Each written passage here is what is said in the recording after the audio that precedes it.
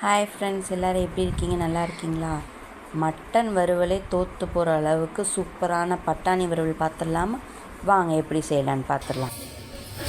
பட்டாணியை நான் நல்லா over night ஊற வச்சுட்டேன். இந்த அளவுக்கு ஊறி இருக்கணும். இதுக்கு தேவையான பொருள் என்னென்னு பார்த்துடலாமா? ஒரே ஒரு டேபிள் ஸ்பூன் சோம்பு மட்டும்தான் தாளிக்கிறதுக்கு.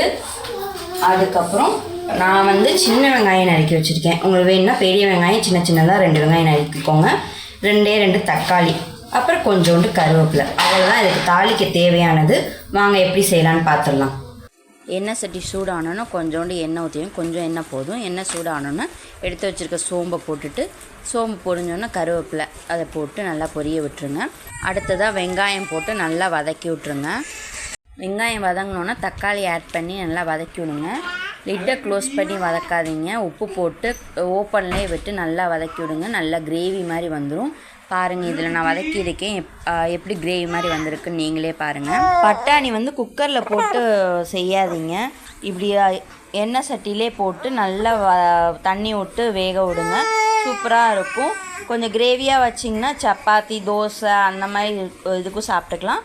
இது இப்போ நான் வைக்கிறது சாம்பார், ரசம், சாப்பாடு அந்த மாதிரி இது கூட நீங்கள் சாப்பிட்டுக்கலாம்.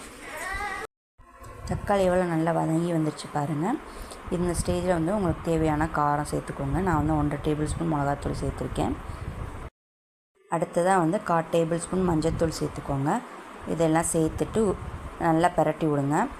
பொங்கலுக்கான வேலையெல்லாம் எல்லோரும் ரெடி ஆகிட்டுருக்கா? இங்கே நம்ம வீட்லேயும் நல்லா ரெடி ஆகிக்கிட்டுருக்கு. எல்லா வேலையும் சைட் பை சைட் நடந்துகிட்டே தான் இருக்குது.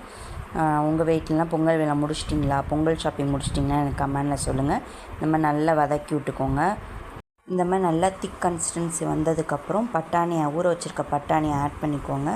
பட்டாணி எல்லாத்தையுமே ஆட் பண்ணிவிட்டு பட்டாணி முங்குற அளவுக்கு மட்டும் தண்ணி வச்சா போதும். இதை எதுவுமே பண்ண வேணாம். நீங்கள் அப்பப்போ கிண்டி மட்டும் விட்டால் போதும். மூடி வச்சு வேகிற வரை வெயிட் பண்ணுங்கள். கடைசியாக கொஞ்சோண்டு பூண்டு தட்டி போட்டிங்கன்னா சூப்பராக இருக்கும். மட்டன் வறுவல் என்னங்க, செம்ம சூப்பராக இருக்கும். ரசத்துக்கு வச்சு சாப்பிட்டிங்கன்னா எப்படி இருக்குன்னு எனக்கு செஞ்சு பார்த்துட்டு எனக்கு கமெண்டில் சொல்லுங்கள். நெக்ஸ்ட் வீடியோவில் பார்க்கலாம் ஃப்ரெண்ட்ஸ். பாய்.